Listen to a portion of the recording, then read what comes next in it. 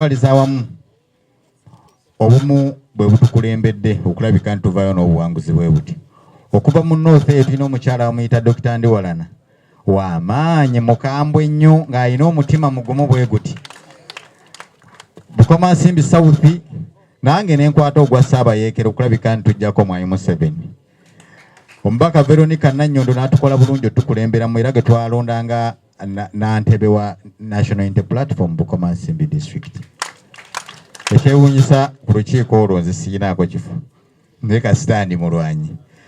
Neebaza nnyo baganda baffe, tulina omwami ono Shakira sooka osembere wano. Omwana ono tumuyita baby kansala akatuula senior 6 baby girl ono yawangula kansala ku district naye ng'ekyawanguza Shakira ono maanyi g'abantu nakukkiriza nti twetaaga enkyukakyuka. Webale nnyo webalire ddala.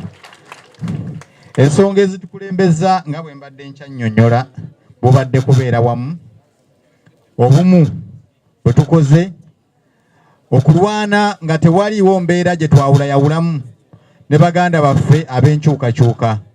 Tukolaganye nnyo ne baganda baffe ab'ebibiina ebirala naye abakkiriza mu nkyukakyuka ne batwegattako ne tulabika nti tusobola okuwangula. Ekyokubiri baganda bange kyenja okubategeeza mu lutalo lwe tulimu mujjukira bulungi nga tunoonya akalwa abantu ababuuliranga mazima sitwabasuubizaako bya mpewo. Waliwo omuntu omu twali tunoonya akalwa yaŋŋamba asooka gye kayemba gamba abantu ogenda bawa basaries ne bagamba situjja bawa. Bwe nagenda wali namugakaye tewali mutawaana bwe natuukayo ne ŋŋamba abantu situgenda kubawa basaries kubanga namwe musobola okufuna ssente zammwe ne mutwala abaana mu masomero gye mukola ki singa embeera ekola ki lwe lutalo lwaffe lutwaliko. Swali kubaga kino tugenda kikola bwe tumu mpaka tugenda kukola bwe tuti. Twali mu lutalo lulwana. Olwekyo mbeebaza nnyo baganda baffe bwe twalwana era bwe tukyalwana olutalo lunene kye twasuubiza abantu mukimanyi kyali kimu kukyusa buki tetulina bukyusa. Abantu batubanja kye tulina okukola kulabika ntubakulemberamu tusobole okutuukiriza olutalo olwo. Ffe abali wano nno si ffe abasinga okukola omulimu ogw'amaanyi mu bino byonna bye tulimu. Waliyo abantu abasigadde abatasobodde kujja wano, abantu abo bagenda mu kabokisi ne balonda. Abantu abo njagala tubakubireko mu ngalo ez'amaanyi. Batusinga amaanyi ffenna kuba be bakama baffe abakola omulimu ogwo. Tetufunye mukisa. Lumu nali ntambula ekiro ne nsanga abalenzi nga bali mu nsiko bagudde kava. Ne nnyimirira ne bavaayo nga bakambwe nnyo bakutte ebintu byabwe byali bakuuma ne babuuza kiki. Batugambye basaasaanya ssente twagala tugobe buli muntu asaasaanya ssente twagala akalulu kano kabeere kalambulukufu. Abantu abo tunaabasasula tutya? Tulina basasula nga tutuukiriza ekyoto kyabwe ekyokukyusa obukulembeze. Ffe ng'ab'e Bukoma Nsimbi abantu batulonze nga tuli ba National Unity Platform nonno okwo okusoomoozebwa batuyisaamu amaaso namwe mugawulire eyo. Twalonze abo bayaayi basooka ffe ne batuyita abayaayi naye tubadde bamuzeeyi kagimu bali bammeeya Ssekikubo kate bo bakuzeemu mu myaka kati awo ne tuguma. N'olwekyo tulina okukola obulungi ennyo. Tulina okufa okulaba ntutuusa abantu abo obuweereza bwe tulina okubatuusaako mu busobozi bwaffe. Ffe bwe tunaakulemberamu okubba, bwe tunaakulemberamu okukwata abakazi, ne tukulemberamu okulya enguzi, tugenda kuba tusudde ekibiina kyaffe n'ebirooto by'abantu abo abaatulonda mu kasero. Olwekyo nsaba tubeere bagumu. Pulezidenti ongera okweyama. Eno ekyali ntandikwa ssebo. Bukoma Nsimbi yankyukakyuka ewaffe yewava basudde. Yewava Beni Kiwanuka. Ewaffe yewava Kayemba Ssolo. Alenzo Sesuddi ye mulowooza. N'olwekyo tukyali b'amaanyi tukyayongera okukola n'amaanyi. Tumanyi nti omulimu tunnagutandika just tewalina kalembereza. Bantu balonda bulunzi era ffe twagaana okukola kapate konna mbwe abantu babe basanyufu. Si bwe kiri Ssentongo. Twagaana nga tusanyuka ki nga tukyakubwa emiggo nga tukyabonaabona ng'emmwanyi yaffe gye twalima ebbeeyi yaayo ekyali ya wansi nga ewaffe teri masannyalaze ng'ebintu bibona ng'abantu bonna bakyali mu mbeera embi. Tujja kulwana bwe tunaalwangula olutalo luno ne twambala engule pate tulikola eza wiiki. Si bwe kiri? Mukama abampeera omukisa. Mwebale nnyo mwebalire ddala. People power! Our power! Omukama mulungi obudde bwonna. Your Excellency, nze ndi mugumu mu mbeera yonna yonna etambula nkulaba nga oli muwanguzi nnyo. kuba eddoboozi lyo lyateeka mu bantu abataali bagumu nnyo amaanyi. Ne tugenda ne tunnyonnyola abantu abatannyonnyolekeka. Kuva ffe twannyonnyolako abantu. Ewamu nga bwe tugenda waliwo ekifo nga kya Katuuma. Baatukwatira miggo omulundi ogwasooka. Tetwayogerawo kigambo na kimu. Ne batukwatira emiggo ne batugoba emisinde. Ne bwe twalabanga buli maanyi g'oyongera okutuwa ne tugamba tuddeyo. Ye ng'alumba ye eri watalumbika. Ne tuddayo era mbagamba nti nayo nawangulayo. Wano nga watusabye abakiise abaava ewaffe mu Kakuuto. Ewatawangulwangako mukiise yenna bameeya baani.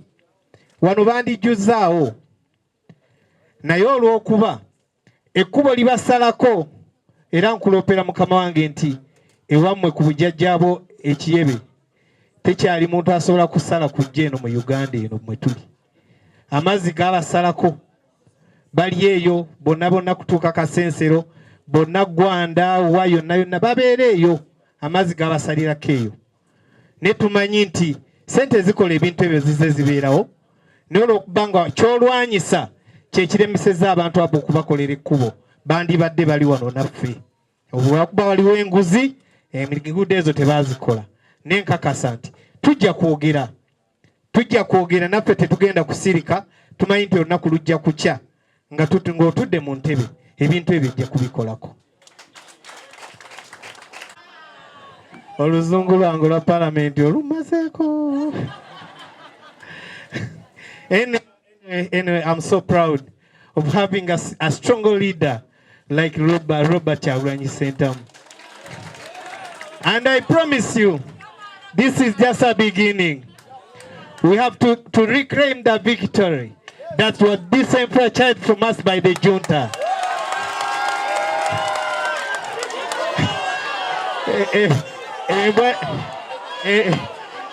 Embwa y'ekakuuta eyogera oluzungu. Bakama bange kampe mukama wange kirumira. Tegeeza Uganda yonna wagiwangula kati kye tuliko kwe kulwanirira obuwanguzi bwaffe. His Excellency nzijukira ennaku ze tubadde ffenna. Twali ffenna ekyotera nga tuva e Kabira. Emmotoka yo ne bagikuba amasasi. Naye obuvumu n'obugumu buwandaga. Nakakasa tuli ku muntu omutuufu. Pulezidenti yaŋŋamba nti kirumira sigala nga tuyimiridde waggulu. Museveni oba atutte naye nga tulwaniridde Uganda. Sebo nkwebaza obuvumu obwo bwe wayoleka mu Uganda yonna. Si kyotera yokka. Ab'ebukomansimbi babyogedde. Fort Portal, Pakwach, Gulu yonna baakutulugunya. Naye twebaze Mukama nti oli mulamu. Tukakasa tukutwala Ntebe mu Ntebe. Eyo slogan gye tuzze twogera nga tusuubiza abantu baffe. Yonna badde nkwata omuzindaalo nga sinnasaba kalulu kange neesaba akako. Abantu ne bagamba ono nga tasaba kake. Kubaffe ekigendererwa kyaffe kyali kyakukyusa Uganda. Mission 2021 yakutwala His Excellency Kyagulanyi Entebe mu Ntebe. Nkakasa n'abali wano bonna ye mission yaabwe. Tukusaasira olw'abanno abali mu kkomera ekitalya. Bannaffe bonna naddala mikwano gyo ennyo nga Edi Mutwe, Nubia Nili n'abalala. Mbasaba bassebo ne bannyabo tewali kujaguza nga bannaffe bali Nalufeenya, bali makomera, bali kitalya. Tulina okulwana bannaffe abo baveeyo. Misana na kiro titubeerabira ye struggle era nabo bali mu struggle tebalina musango gwe bazza. Baagala kujja nakyemalira mu ntebe ekiri mu mateeka ne mu constitution. Sebo bannakyotera tuliredde essaawa yonna wootuyitira tugenda kutabaala. Era tukukakasa tuleese ekirabo eky'eŋŋoma. Eŋŋoma yaffe nsaba mugireete. Eŋŋoma mu Buganda wano gy'okubanga olutabaalo luzze. eri ebuddu waffe tugiyita saagala agalamidde. Gwe kuba eŋŋoma, ffenna tujja kuvaayo ebuddu ne mu Uganda yonna tujje tutabaale. Tugenda kugimukwasa n'ebirawo byaffe ebirala bye twaleese. Tukwebaza, ffe tuli balimi era tuli balunzi. Wajja enfuufu n'ekkuba, omusana ne gukwokya, tukuleetedde ku matooke olyeko ne banno n'abantu abalala b'oliisa bonna. Tukimanyi olina abantu bangi abakutunuulidde, abafamire ze baasiba mu makomera. Ne tuleeta n'embuzi